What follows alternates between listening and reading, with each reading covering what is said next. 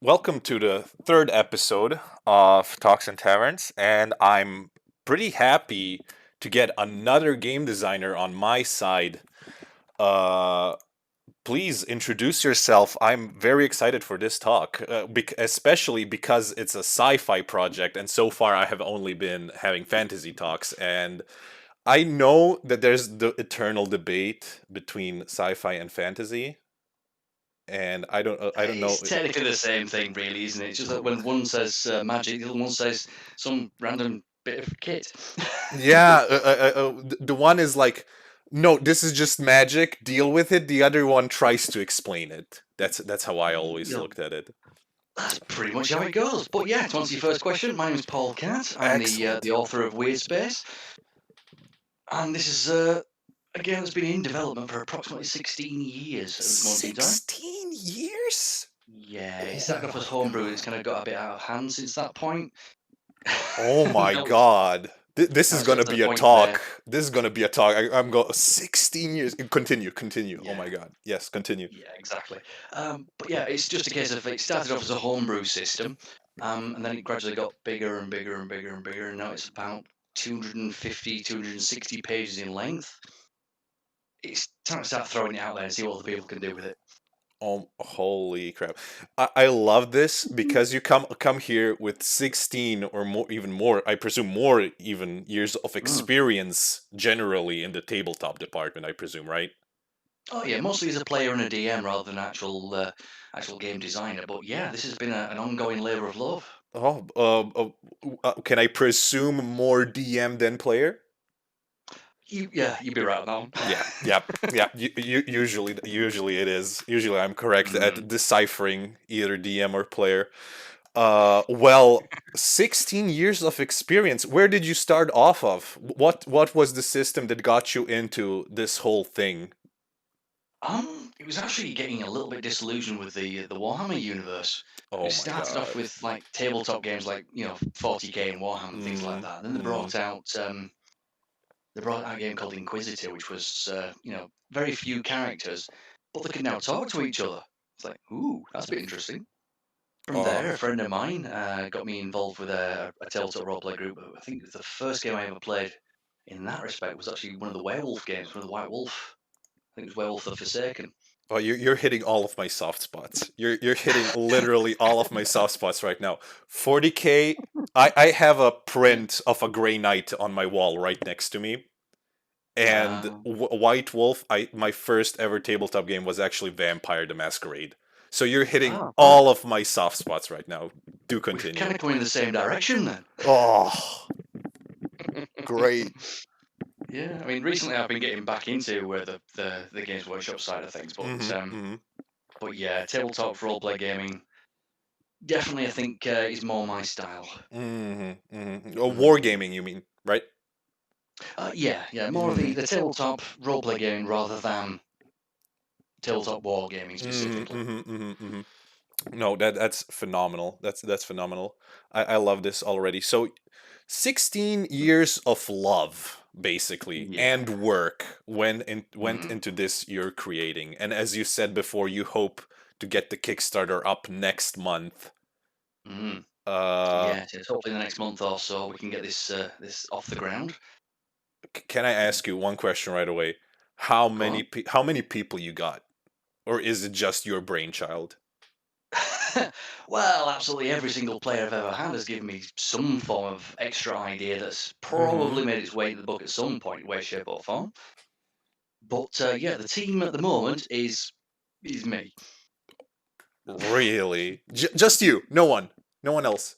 just me. I mean, pretty much all the artwork, and by pretty much I mean absolutely all of the artwork, has come from other people because I can't draw to save my life on Oh, this one. again, I completely identify with that. I'm artistically inept completely. Yeah. Mm. So I've had one artist doing the maps. I've got one artist doing Hmm. most of the NPCs and things like that. Um, There's even a 3D rendition of a spaceship which was designed by two different people. I've got Wow. the absolutely wonderful Laura, who has done not only the outline of this particular spaceship, but also four different layers within the spaceship for four different floor plans. Man, wow. And then I've got a Okay. friend of mine. Yeah, then a friend of mine named Max. He's done a 3D rendition of it. So with any Wow. luck, if things go my way, we could end up seeing little 3D models, little 3D spaceships being sent out with all the physical books and things like that as well. Oh man, I would love to see that. I would love Mm. to see that as stretch goals, I presume. I think so. Yes. Because usually it is when you want something additional. I mean, this is not Mm, absolutely nothing against the producers that are working on it. Just in general, usually you focus on the book first, and then as it succeeds, yeah, we'll ship this with it. You can take this with it. Excellent, excellent. mm. Great. So 16 years. When did you decide I'm working on this and I want people to see this? Ooh, that would probably be about 6 years in. Mm-hmm. Mm-hmm.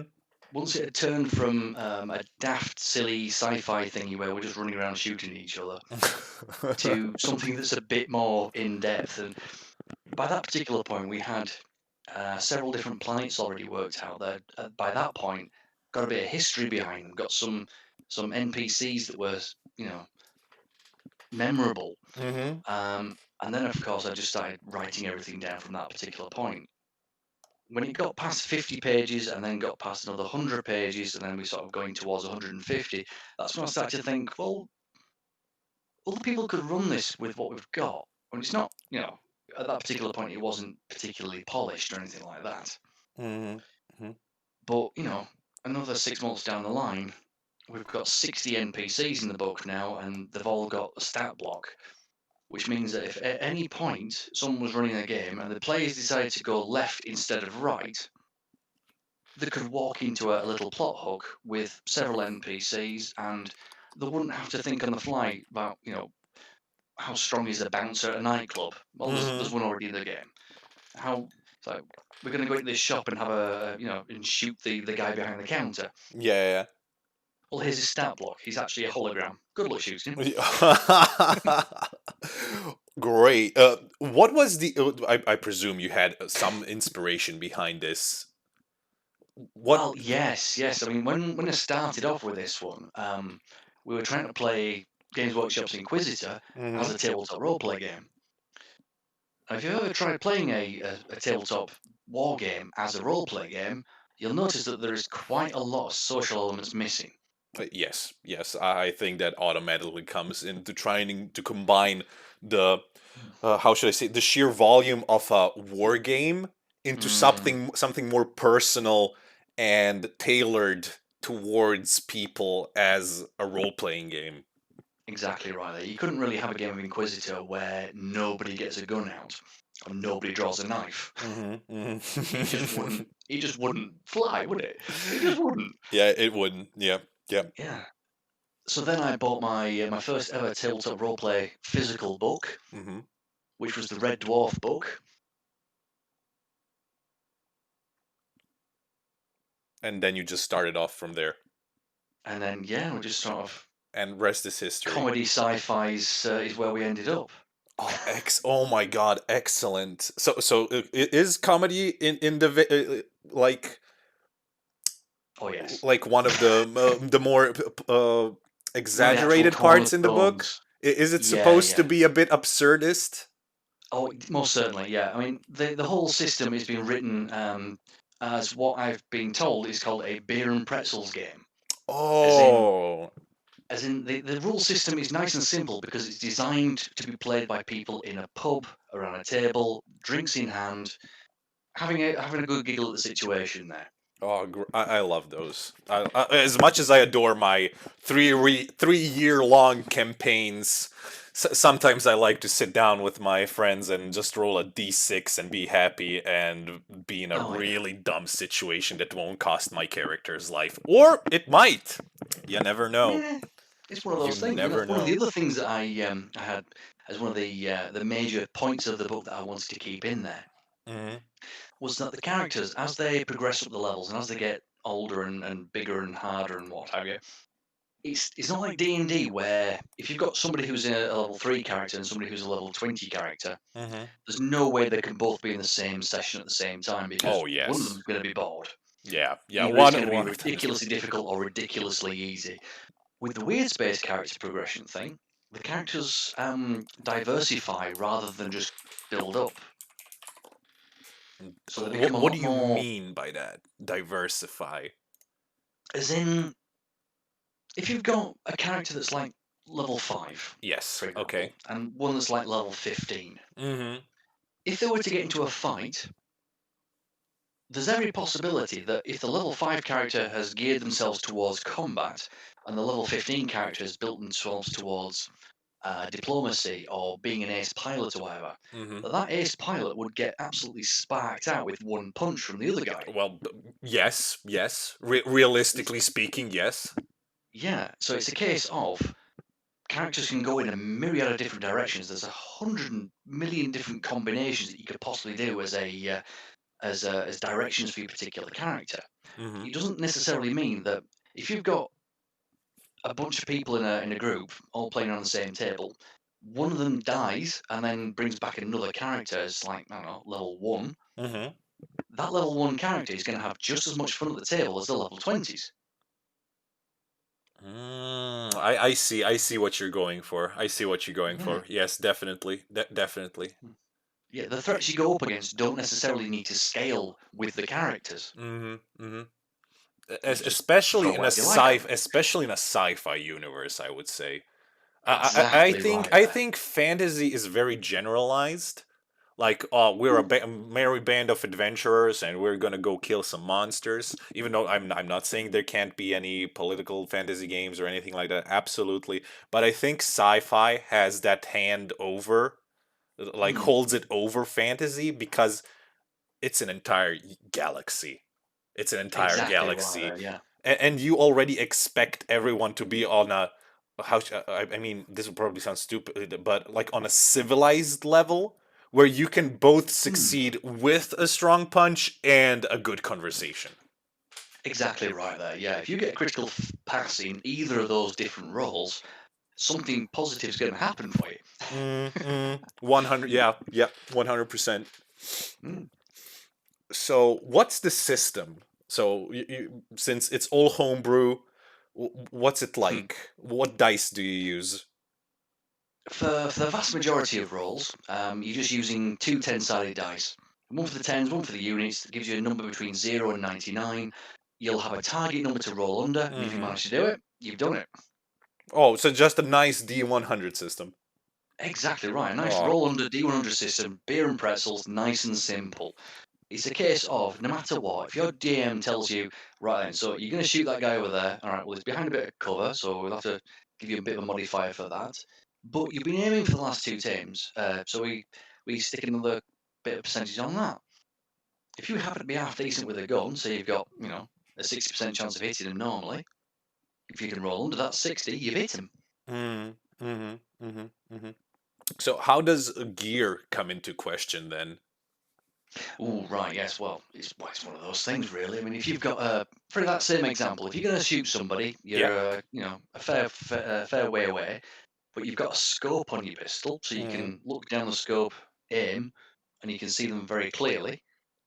Then that's going to give you a bonus to it. If you've got a stock on your gun, and that sort of keeps it steadier for you, that could boost up your to hit roll as well. so so the mechanics are absolutely simplified to have fun and not to Mhm. be a crunchy game. Exactly right, though. I mean, Excellent. Yeah. the Yeah. Yeah. combat is fairly crunchy because it's over very, very quickly. Yeah. Mm, But yeah. there's not a whole heap of maths in it. It's a case of you can probably figure out what it is you need to roll before you've even picked your dice up. It's a case of right, I'm going to punch this guy. I've got a close combat stat of 80, so I've got an 80% chance of punching him. Mm, It's that simple.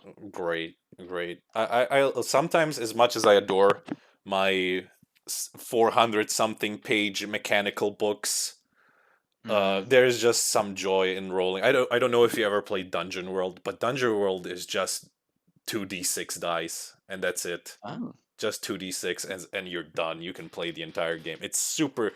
It's a beer and pretzels game as you are presenting right here. What do you Yeah. think sets your game apart? Well, there's a lot of Except the emphasis dedication on. that went into it, of course, because I mean, 16 years, uh, like that's amazing. I'm still under the impression of that. Well, I'm sure other game designers have put a lot of effort into theirs as well. As I mean, D&D itself has been going since what, the 70s? Yeah, I think it is. I think it is. Yeah. So like what, fifth edition at the minute there? I Yeah, mean, yeah. who knows? By the time we get to a fifth edition of Weirdspace, maybe I'll have, built an empire by that point. Well, who knows? Oh, that's But gonna be a yeah, stretch. I hope that's a stretch goal. oh, yeah, most certainly. Maybe, although I do have plans to release a source book for it, which is sort of about halfway done at the minute, but it's not going to be anywhere near finished by the time this goes to Kickstarter.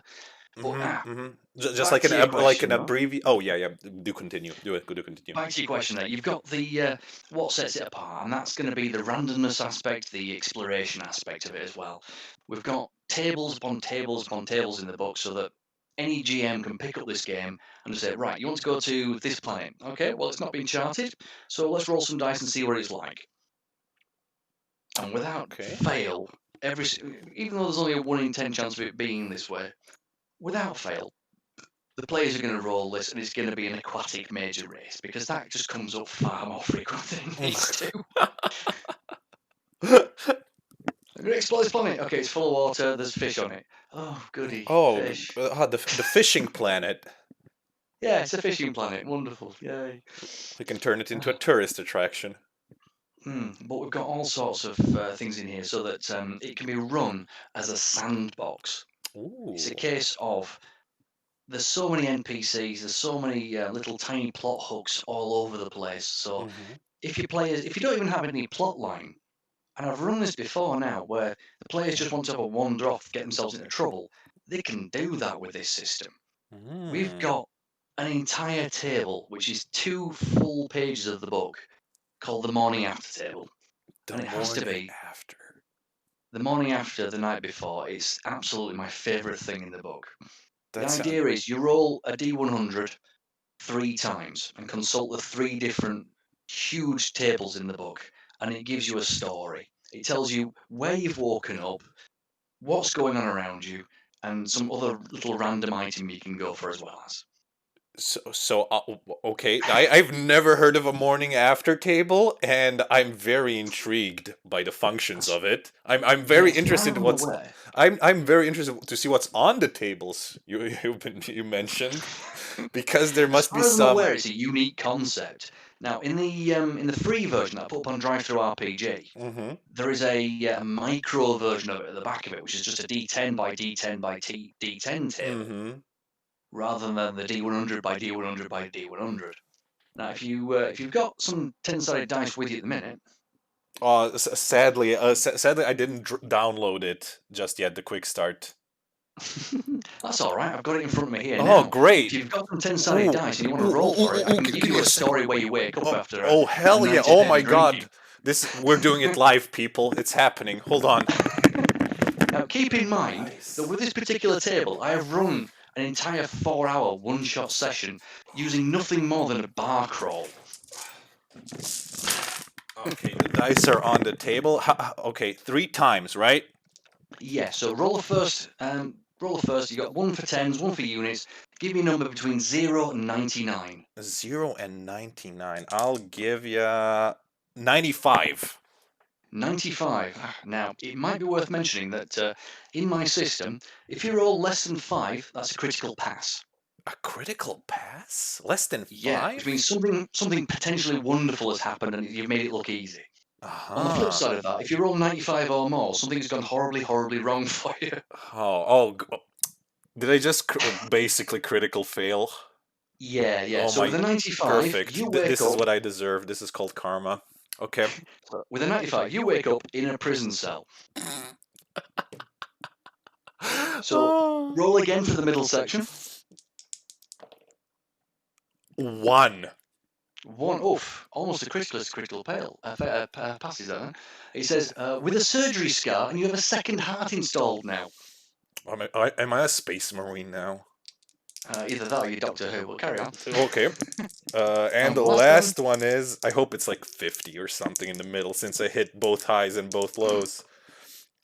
77. 77. And everything from your neck down is now that of a small dog.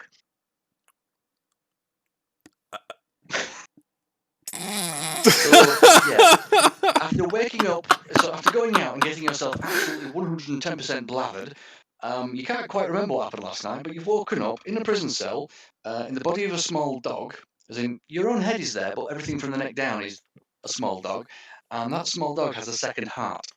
Oh my god. What are my stats?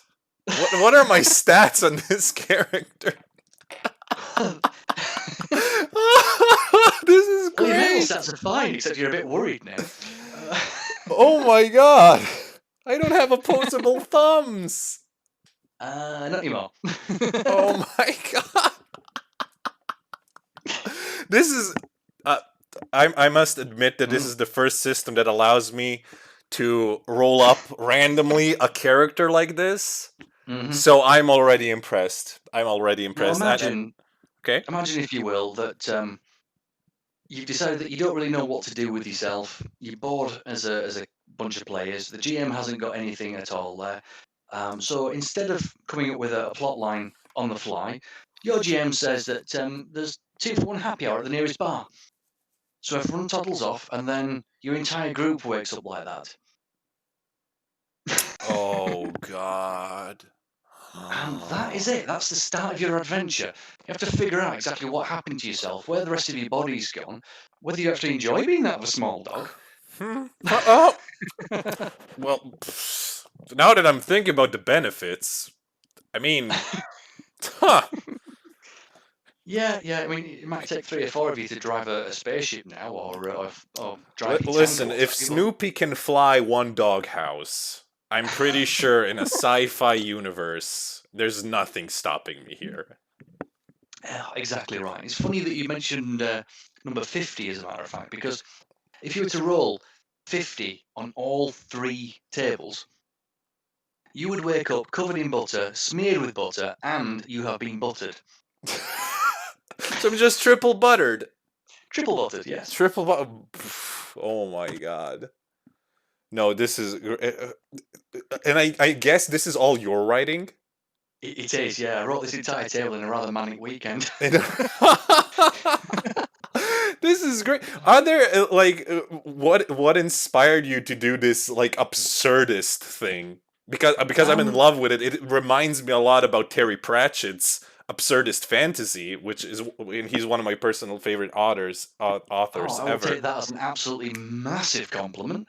Yeah, I bet Terry Pratchett, a heavy dose of Red Dwarf, quite a bit of Eddie Izzard and things like that. A little bit of Jack D in there as well. I don't know if you're aware of a comedian called Bill Bailey. Yes, I am. He's a very absurdist individual as well, as I've seen him live actually. But Well, yeah, lucky you. that's the kind of comedy I'm going for with this thing. But I'm adding a little bit of, because it's more of a sci-fi and more of a dark sci-fi as well as in places. There is a little bit of sort of that kind of British humour for it. Oh no, I love British humor. So it again, you're just hitting all of my soft spots, my guy. Like I don't know what can I tell you, and I love how how your inspirations for your writing are comedians. Oh yeah, definitely. That's the best. Usually, when I ask someone what inspired you, this like IRL, not just these interviews. This writer, for instance, Brandon Sanderson, inspired me to create this world. J.K. Rowling's Harry Potter universe, and also along. I never had someone tell me, "Oh, yeah, there's this really good comedian, and I just want to make he helped me make this universe what it is." Like Oh yeah. I love it. I love it. Amazing. So I guess you played in this system already? Oh yes, a fair few times. Hmm. One of my absolute all-time favourite times as a player was when I was playing a Felis, this gigantic 7-foot muscle-bound cat. Great. Do We ended continue. up I'm very interested. we ended up playing around in space and time in this one because we found a TARDIS which we renamed. Mm. We ended up going back in time, stealing a bunch of people, putting them around again. They ended up being like Darth Vader or something, so we ended up taking them back again. But because of all that, because I was playing this particular individual as rather dim, he ended up getting involved in what he thought was a Mardi Gras street party. It was actually a riot. Well, it's all in the eye of the beholder. Am I right? I suppose, I, yeah. I But he mean, ended if up going he's to having a prison. good time, who am I to tell him no? Yeah, he ended up going to prison, which is incidentally where he grew up, Oh. because his parents were arrested in a riot where he thought he was in a Mardi Gras type thing. Anyhow, long story short, he ends up being his own dad. Okay. Now we're just in a Spanish telenovela. Yeah, pretty much so. I mean, I'm pretty sure that's happened in. I'm actually pretty sure that is David Lister's background story in Red Dwarf as well as. Oh my god. So if we ended up doing a Weird Space TV show and sci-fi, if you're listening, Uh-huh, I'm up for it. We uh-huh. might not be able to follow that particular storyline because I think that's a bit too close to Red Dwarf is that one. But good grief. No, Yeah. this is like all these roles, the morning after roles, the absurdity of this all. Oh yeah. Honestly, when you first messaged me and I went like when I saw the name and everything, I expected okay, we're gonna have a chat about sci-fi system, like generally sci-fi. What's the deal with it? What's the best aspects of Mm. it? And you come here with Ankh Morpork in space. Funnily enough, we've used that map before now.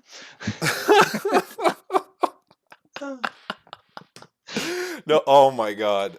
When this That comes was out, actually shortly after one of the players crashed the economy. I'm. So every transaction was being paid for with bullets instead of cash, Mm-mm. because that's something that everybody had a hands in, but money wasn't worth anything anymore. So you had to rework all the vending machines. So you put in bullets in them instead of actually doing So instead anything of a with wallet, you carry a cash. magazine. Yeah, exactly right. In actual fact, wallet became an insult. It's that thing you keep your bullets in. Like, come here, you wallet. Oh my god, no! This is I was not I was not prepared for this. I'm glad I wasn't prepared for this because I wouldn't be even be able to be prepared for this. So I'm perfectly fine with how this is going. Well, I'm Um, glad you're enjoying yourself. no, I'm very much enjoying this already. Yeah. So 16 years you've been working, presumably like as you said, alone on this, Yeah. taking inspirations from your players, I presume from the tabletop community and everything like that. So after 6 years you decided to, okay, I'm going to release this at some point. Yeah, Were yeah, you exactly right. what brought like what do you think would be the main selling point? What in what moment did you realize, huh, the world would really benefit from my universe I am creating? It's actually when I bumped into an old friend of mine at a local gaming shop here in Leeds. First thing out of her mouth was, "So, is the book out yet?" Like, oh, all right, fair enough. Didn't realize someone was actually wanting it that badly. I was like, all right, let's see what I can do with it. And then then I found a group of people that were doing like a monthly one-shot night, again in a pub. Oh, the natural place of things like that, in my opinion. Yes. Kind of, yeah. I mean, this has been played quite often in lockdowns, in actual closed bars and things like that. So I took it down there, ran a game, and then after that, people were telling me that they actually really enjoyed the system and how I was running it and things like that. Mm-hmm. So following on from that, it was a case of, all right, well, I'll work on a sales pitch for it and see what happens. Mm-hmm. And then it was just a case of the following month I went back and people were saying, "So you here as a player, or you gonna run the game again?" It's like, "Oh, all right, I'll run a game." Yeah. Why? It's like, Why not? wonderful.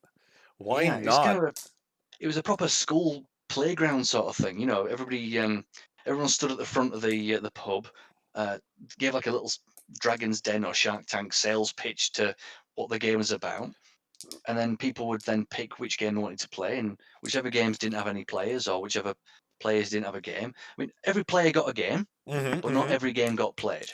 Oh, okay, okay. That's fair. That's fair in my opinion. Why not? Yeah, Why not? and at that point, people were making a beeline to the table I was setting myself up at. And I was like, oh, right, okay. I'm getting a bit of a reputation here now. Oh, well, sorry, Mister. I'm coming out with a game. Yeah, it's a case of, we had this little independent title called Dungeons and Dragons. I don't know if you've heard of that one. Um, No, for a bit here and there in the dark corners. So, yeah, there was a there's a couple of other different games as well as that I'd heard of and some that I hadn't done, and then there's just me and my little table. And first game had like two or three players. The next game had a full table of six, and we actually ran the game. We ran the session, which is in the free quick start guide that's on Drive Through RPG right now. oh, I will link that thing everywhere. Thank you very much for that one. Yeah, I want to hear all the people's stories. yeah. I mean, that led on to one of the extra add-ons, which I'm planning on having as a like a stretch goal thing, Mm-hmm. where we've got like this. At the end of that particular session, the players ended up getting a fairly sizable amount of cash, and they decided they were going to spend it on a spaceship. That's fair. And I would too. then I would too. yeah, and then at the next one shot session, one of the players was like, "Well, we've got a spaceship now. What can we do with it?" It's like, what would you like to do with it? It's like, well, I would like to park up in a port, pick up some random people, and hope it doesn't go completely sideways. And by that I mean I want it to go completely sideways. Yeah, just a nudge, nudge, hint, hint, wink, wink. Yeah, it's like, oh, please don't have everything go to pot on us and have Mm. everything go sideways and stupid and daft and silly. It's like, all right, fair enough. So, And so the legend of the game came to be.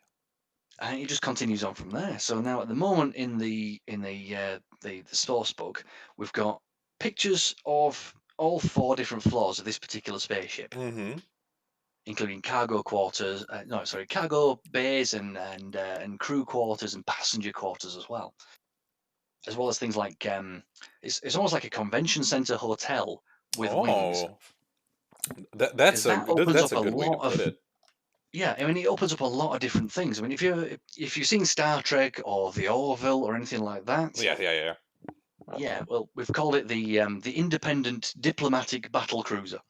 Oh, so you have Because it's diplomatic independent, which immunity. means you don't have anybody that you need to specifically report to. Yep, true, true. And being completely independent means that there isn't any, it can be really, what's the word I'm looking for? Unbiased. Unbiased. Yeah, you can fly out to a bit of space where there's no specific people who own that particular bit of space. Mm-hmm. Mm-hmm. And then if somebody depends, maybe you want to do a celebrity wrestling in space kind of a big Adventure. WWE with all the bells, whistles, and TV cameras and things like that. At that point, they can have a game where it's to the death. Oh. So this is you're just presenting us with a giant sandbox. A giant sandbox, ginormous playground that you can just go and do whatever you like in. Were you intending to put in like usually games put in like a mini scenario in the back of it so people get familiarized, or do you think it's so simple and so welcoming that there is not even a need for such a thing? To be honest with you, I don't think there's really a need for it, but there are Mm-hmm. sample characters in a full. Mm-hmm. Well, Mm-hmm. I ran it over between 4 to 8 hours, depending on how silly it got. Mm-hmm. Adventure actually on Drive Through RPG right now that you can download for free. It's got maps of this great big prison ship Mm-hmm. where you can board and explore. A lot of NPCs you can speak with or just abuse, Oof. as well as a selection of different characters in the back of the book as well. So that if you wanted to, you could pick that up and just run it straight from the word go. Pretty much all of the core rules are in the quick start guide. Oh, What's really? missing? Yeah, what's missing is a lot of the customization options for the characters. Ah. Merits, flaws, good points, bad points, positive Mhm. traits, negative traits. There's no magics in the quick start guide. There's none of the supernatural stuff like werewolves, vampires, ghosts, etc. Wait. Hold on, hold on. You. Yeah, this is a massive, massive sandbox. You can go in pretty much any direction you like with it. I would just blown your mind there with that What one. am I listening to? I'm so irrationally angry for some reason, but I love it. Like we Oh yeah, started. if you Oh want to play Harry yes. Potter in space, you can. Oh my god. We went from spaceships and how we talk. Oh yes, of the difference between fantasy and sci-fi, and then you hit me with, oh yeah, you can be a space vampire. No, yeah. It's just rather difficult though if you're a werewolf on a spaceship and you fly past a moon, Oh, because I wanted to ask you about this. That is one of the, how can I be a that's space vampire when I'm flying right in space? yeah. Well, you just have to make sure you're not stood next to a window when you fly past a star. As far as the werewolves are concerned, you kind of need to make sure that you know where the moons are, because if there's nothing Oh my between your god. spaceship and the moon, it's going to look full to you, isn't it? Are werewolves and vampires naturally better navigators just because they have to watch out on such things? Cause whole okay, I never even thought about it. Oh my god. That This is that why you don't see very many werewolves in space movies. Sci-fi, if you want to pick this guy up, please do right now because I want to see Yeah, yeah. werewolves in space. Hey, if they can make five, well, at last count, five Sharknado movies. I'm going to stop you right there. Sharknado is a national treasure. Oh Uh, yes, but at some point somebody's gone into a room and said, "You know what? I've got an idea. Might be a bit daft, but I think you'll like it." oh my god. It's like, Oh, have you been on YouTube and seen the film Kung Fury? of course. That's like my Yeah, it's half an religion. hour of absolute brilliant silliness. If you wanted to do that as a tabletop roleplay game, I think I've got the right system for it. Oh. I'm pretty sure you have a system for everything since apparently we jumped from spaceships to werewolves and vampires in space and a magic Mhm. system no less. Yeah, exactly right. I mean, the idea of this is that there's I mean, the backstory of it, which is something that came into the game really late in the production of it, was that as Earth was dying, Mhm. zombies or running out of resources or wars or what have you. Is there a table for it? Um, what for? What happened to Earth? Yep. Not particularly. No, it's down to the GM. Is that one? But Mm. in any way, shape, or form, the Earth is absolutely is just stuffed. It's absolutely up the wall. Is that one? So what a lot of corporations did is they created like 200 of these terraforming machines Mhm. and just fired them off towards the ring of Saturn. So that way they could impact the small rocks that are floating around in the rings of Saturn, terraform them, and then by the time certain generation ships or ships with cryogenic frozen individuals arrived there, Mhm. they could find out which ones worked and which ones didn't, and then fire the ones that worked off towards bigger planets. So that way, human race can then continue on from there. Mhm. Mhm. However, by the time they reach the rings of Saturn, now called Weirdspace because nothing is quite as what they expected, they find out that quite a lot of Ah. these terraforming machines have hit things on the way to the rocks, or Oh. there's like one cat hair has got into one of these machines, and all of a sudden there's a bunch of cat-like creatures called Felis on one or two of these planets. Those scientists. I Mm, knew pets shouldn't be allowed in the labs. I knew it. I knew it. Yeah, exactly right there. So by the time the human race actually reaches them, a couple of hundred years later, some of these planets are already fully populated. Some of them have already gone through nuclear apocalypse. Some of them have been, had religious wars on them. Some of them have got magic because they've impacted some sort of space phenomenon on the way there. So you can have one little planet which is full of, orcs, goblins, elves, whatever, and they're all running around with magics and stuff and not quite getting off the world with spaceships and things. Mhm. And right next door to it, you might have an entirely steampunk world where everything's, solar powered and running on clockwork and whatnot. So, And as it I just depends said, on which you just setting you want to be in. So yeah, that's what I wanted to say. You just presented the players, the world, with the ultimate sandbox. It's not just a constrained sandbox. It's Mm, anything you want to play, you can do it. pretty much, yeah. Which means if you want, one player who wants to play a steampunk professor explorer type of individual, fine, you can do that. One guy wants to play a disgusting little goblin who thought it was absolutely useless, fell through a portal, and now he's actually found out he's actually really good with the sniper rifle, but he didn't have sniper rifles on his home world. Hmm. So he's found his niche. He can be on the spaceship as well. So you can create the ultimate Mm. comedy crew. You really, really could. I mean, quite a lot of the alien skills and abilities we've got in the book are actually just exaggerated versions of things that you can find on this world already. Oh. What Because better if you have a look at inspiration something than like real life? exactly right there, I mean, have you seen the mantis shrimp? Yes, of course. Ooh, those little buggers. Oh, I I know know, about right? them.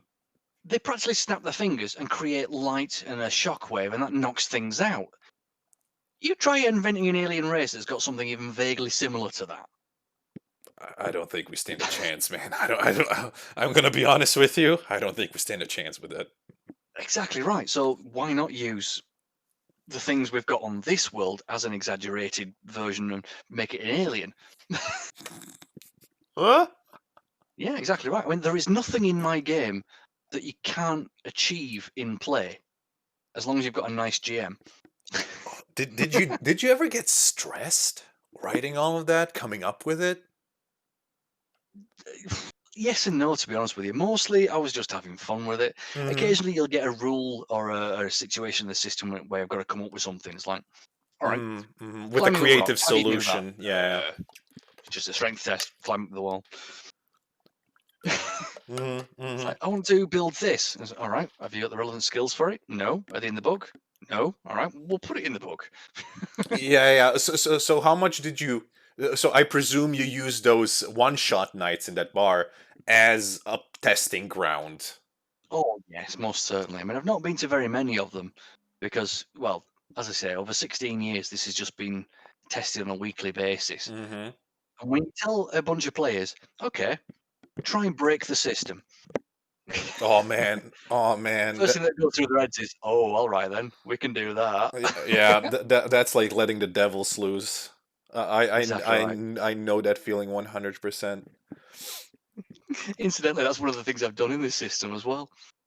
What do you All right, mean? players, I'd like you all to create demons for me. So I'm going to let you start off halfway. Let's start you off as level 10 demons. And they're all like, yeah, we could do that. It would be the biggest, evilest, nastiest things possible. Yeah, we can do this. Followed by, hang on. If these are age-old demons, why can't we start off at like maximum level 20 demons? I was like, well, I've got an idea in my head for it. Like, oh, come on. It's like, no, I don't think it really. Please. It's, oh, all right, then you can play level 20 demons. Then you can create level 20 demons. So So then they did that. so this game is just pure chaos. Well, yes, but the thing is, at that particular situation, once I'd Mm-hmm. created these absolutely horrendous extra level demon things, Mm-hmm. I collected the character sheets in and then asked them to play demon hunters. Oh my god. It's like, all right, now create They level one created demon their hunter own characters, and they're all bad like, wait, guys. what? It's like, you Oh, didn't. It's like, yep. what a twist. Oh my god. Oh yeah, You it's a case you of ju- you you just wait, came what? on here and been blowing my mind for 40 minutes straight. Because But yeah, with this system, everything I've told you about is possible. And I've not even told you about absolutely everything. We've also got a gigantic table, like the morning after table, for creating a convoluted magical items. oh god. Last time that was in play, we had four of my players rolling up items, which effectively made them the four horsemen of the apocalypse. Oh my god. We've also got a second-hand bionic parts table, which does a very similar thing, but I've only got 52 options on there. So we're drawing cards out of a playing cards deck rather than rolling dice for it. Mhm. Mhm. And some of the things on there could end up really, really, really dangerous. Mm-hmm. either for the person with the bionic part or for anybody near them. Near them, yeah. Oh my god. Mm. So how many pages did you say about it's at right now? As of right now, it's at 258 pages. 258 pages. Do you think all of them will go, or do you think you will be trimming the book a bit, like trimming the hedges? Well, I've trimmed it down from 260 pages, Mm-hmm. but Mm-hmm. I think 258 is where it's going to end up. And any little spaces, hopefully with the Kickstarter funds, will have extra pieces of artwork put in them. Oh, I would love to see all of Mm. this put to paper in a drawing, like because I need I for some of these I need visual representation, like legit. Oh, yeah. So 250 pages. 258 pages. 258 pages. I do apologize. I do That's quite all right. apologize. And hopefully, when the source book is ready, that's going to be Mm-hmm. um, a further 216. Mm-hmm. My idea for the source book Mm-hmm. is rolling 3 six-sided die Mm-hmm. and then creating like an X, Y, and Z coordinates thing. Okay. So each one of those plot points on the map is going to be, a planet or a space station or a probe or a satellite or something else in space that's interesting that the players could bump into or go Mm. looking for. Oh, so you're making an entire separate, in quotation, a book for random encounters. Yes, well, like a mapped out system entirely. Mm-hmm. Mm-hmm. And Mm-hmm. the other option, of course, is releasing the same book but blank with those same tables that will allow you to generate full planets. Oh, so So that way, if someone wants to yeah, just quickly make something new, they just roll it mm, up. exactly right. Or if they want to generate their own rings of Saturn, maybe an entirely new ring on the outside edge or the inside edge or the middle of it. Oh my god. Mm. Uh, I'm also And thinking of you, doing a couple of small versions as well, so that you can maybe instead of having 216 tiny little planets, you could have one with continents and countries and counties and hmm towns and hmm cities instead. so a more developed planet, like the Yeah, setting would be mostly set on it. exactly right. So more of the yeah, more like one big moon of Saturn rather than a tiny little thing Mm. within the rings. Well, I don't know what to say to you anymore. I don't know what to ask because you broadened like the entire thing so far out, and Mm. I'm very happy for it. Like this sounds amazing, and I hope this video that I will make out of this interview will spread the word as far as possible. And uh, I how do I even put this? This is what Like you get with 16 years of development. It's just yeah, like this huge. is 16 years of pure unadulterated love for your Mm. universe you're creating, Exactly right there. and Mm. it's huge. I was Mm. not expecting this today. I was not expecting this. Should have made Well, myself something a stronger drink than just water, but okay. Well, man, I don't know what to tell you. I wish you the best of luck. So the Kickstarters you hope to be next month. I'm hoping sometime in September. So, I'm not, sometime in a hun- September. yeah, I'm not 100% sure on that one. It will depend on a couple of other factors, but hopefully, if we can get it done in September, then I've got at least a potential chance of getting into people's hands before Christmas, Mm-hmm. So and that's that's that'll be the the preferred. kind of campaign start you want to go with. Yes. Well, I can tell you right away. I see this product succeeding on the on the on the sole point of the absurdity it holds within itself. The silliness and the scope and the scale. Well, yeah, because usually when silly things are implemented or talked about or put into a game, they're very like more fluff than anything. Oh, yeah, I mean, this has been It's usually built to just fluff, daftness, and like oh, the great king is afraid of bees, for instance. And yeah, yeah. here is it's all rooted in the absurd, not just comedy, just the point of absurdity. Because Mm, as far as I can see, you can play everything in it, from horror to superhero stuff, to supervillain stuff, to Yeah, you really could do. fantasy. It's uh, l- I don't know. This goes in my, at least in my opinion, this goes, some only rare systems go this far, and I love that it's going this far with the absurdity in mind. Oh yes, yeah. I mean, as I say, the whole thing has been designed to be a proper sandbox. So Mm, it's a case of you open the book up to one of the planets that I've already got mapped out. If you want to go in any direction you like, you can do. I've got a few plot hooks for each of the different areas. So, for example, let's just take my favourite one there, Corallo. hmm If you want to go to one of the nightclubs, there's like 3 or 4 in this particular city, you can do. Each one's got its own little different flavour. You've got one of the nightclubs run by the werewolves. You've got one run by a cult of people who worship the internet, Oh. and they want to replace all of their parts and all their organic pieces with robotics so they can live forever. hmm It's a case of with webcams being all over the place, the internet is all seeing. With Google and Mm. something similar, it's all knowing. If it's all seeing and it's all knowing, it might as well be a deity. Yes. Yes. 100% correct. Hmm. So they get themselves a backup personality drive because, well, as Red Dwarf put it, death is not the handicap it once was.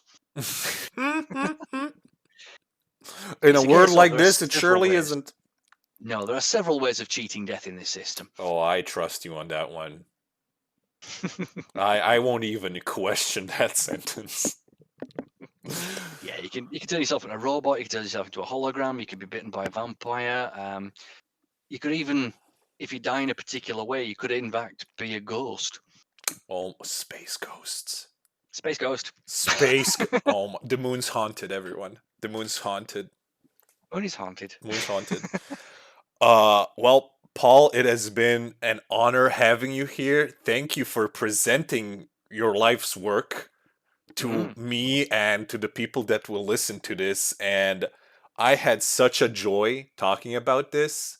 And I still kind of have a feeling I do not comprehend the entire scope of the thing you are creating. Oh, it's been an absolute pleasure. I'll thank you very much for your time. No, thank you. I will leave all the relevant links into the video's description so people can follow up on you. And Wonderful. I just can't wait for this to succeed. I just can't wait for this to get fully funded in September and to see stories from people that will experience this wonderful, wonderful system that has been made with such love and dedication. Thank you very much there.